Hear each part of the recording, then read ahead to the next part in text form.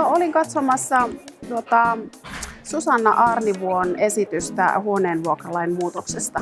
Siinä on ollut paljon vanhaa tietoa tai sitä 30 vuotta vanhaa tavallaan, että kuinka vuokralaisia kohdellaan ja muuten, niin siinä mielessä kiinnostaa, että on helpompi näin niin kuin vuokranantajana sitten toimia.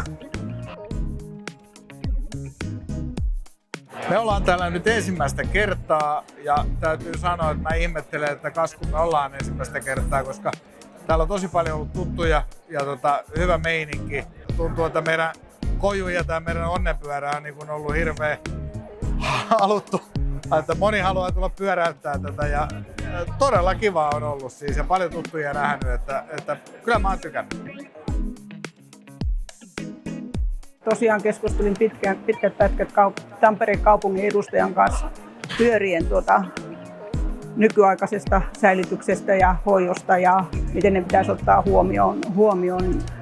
Sain monennäköistä vihjettä ja ohjetta ja ihan niin syvällistä kuin voi vain odottaa.